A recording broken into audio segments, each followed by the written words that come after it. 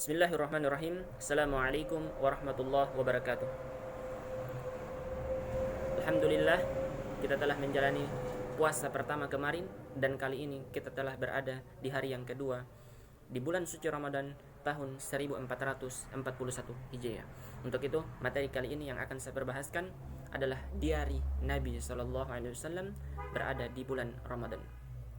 Apa kegiatan baginda Rasulullah di bulan suci Ramadan, supaya kegiatan kita, agenda kita bisa terukur ya, dengan melihat merujuk aktivitas yang dilakukan oleh Nabi Shallallahu Alaihi Wasallam.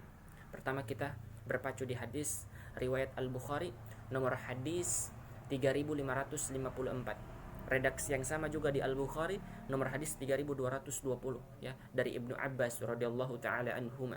Kata Ibnu Abbas radhiyallahu taala anhuma, karena Nabi sallallahu alaihi wa ala alihi wasallam ajwadun nas wa ajwadu ma yakunu fi Ramadan. Adalah kebiasaan Nabi sallallahu alaihi wasallam, saya sering ajarkan ya kepada siapa saja yang pernah belajar kepada saya, kalau ada kata kana bergandengan dengan nama Nabi sallallahu alaihi wasallam, adalah itu kebiasaan yang sering dilakukan oleh Nabi sallallahu alaihi wa ala alihi wasallam. Kata Ibnu Abbas, adalah kebiasaan Nabi sallallahu alaihi wasallam yang suka berbagi, dan suka berbaginya itu bertambah apabila dengan datang bulan Ramadan. Maka agenda yang pertama yang kita bisa maksimalkan di bulan suci Ramadan, pertama berbagi ya, berbagi ini ya dikatakan oleh para ulama hadis setidaknya mengerucut kepada dua bahagian. Yang pertama infak ya, bisa dengan harta, bisa dengan materi. Kemudian yang kedua sedekah ya, sedekah ya kepada orang yang membutuhkan. Sedekah itu beda dengan infak ya, beda dengan infak. Kalau sedekah ya, dia bisa bukan berasal dari materi atau uang, bahkan senyuman juga ya termasuk sedekah ya. At-Tirmizi misalnya mengatakan, kata baginda Rasulullah, basmatuka li akhiha sadaqatun, senyum di hadapan saudaramu itu termasuk sedekah. Tapi kalau infak, dia lebih kepada materi, bisa uang, makanan dan lain sebagainya. Kemudian apa agenda selanjutnya? Taib, teruskan hadisnya ya.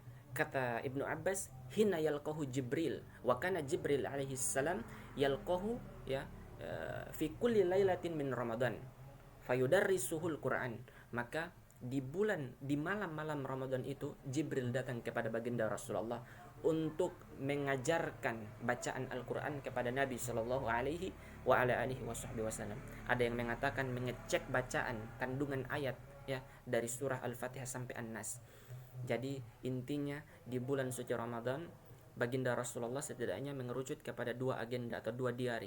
Pertama, Nabi suka berbagi, bahkan sifat berbagi itu ketika datangnya bulan Ramadan makin bertambah. Pertama berbagi, kemudian yang kedua memperbanyak membaca Al-Quranul Karim. Membaca Al-Quran satu hurufnya ya berganjar 10 pahala. Misalnya kita dapati di hadis riwayat At-Tirmizi nomor hadis 2910 dari Abdullah bin Mas'ud radhiyallahu taala anhu. Kata baginda Rasulullah, man qara'a harfan min kitabillah falahu asyur hasanat. Barang siapa yang baca satu huruf ayat Al-Quranul Karim, dia dapat 10 kebaikan. Walam aqulu alimun harfun, saya tidak katakan alif lam itu satu huruf, walakin alifun harfun, walamun harfun, wa mimun harfun. Akan tetapi alif satu huruf, lam satu huruf, mim satu huruf. 10 kali 3, 30 pahala yang sudah kita dapati. Bismillahirrahmanirrahim ada 19 huruf ya. Sudah berapa pahala yang kita dapati ya. Belum lagi alif lam mim dan lain sebagainya. Untuk itu mari kita maksimalkan, ikuti agenda Nabi SAW agar supaya aktivitas kita, agenda kita bisa terukur di bulan suci Ramadan ini, sehingga kita mampu memaksimalkan ya kegiatan-kegiatan yang telah ditetapkan oleh Allah di bulan suci Ramadan ini. Bahkan kata para ulama, orang yang mendapati bulan Ramadan tapi dia tidak iringi dengan baca Quran, tidak berinteraksi dengan Al-Quran, maka Ramadannya itu hanya sia-sia. Berinteraksi dengan Al-Quran ya terbagi dalam 3 bahagian. Bisa qiraati ya, membaca, memperbanyak baca tanpa memperdalami makna-maknanya. Kemudian kedua tilawah ya, memaknai, bukan hanya sekedar baca tapi memaknai bacaan ya, memaknai apa arti isi kandungan, mentadabbur Al-Quran. Dan yang ketiga tahfiz Quran, menghafal Al-Quran ya.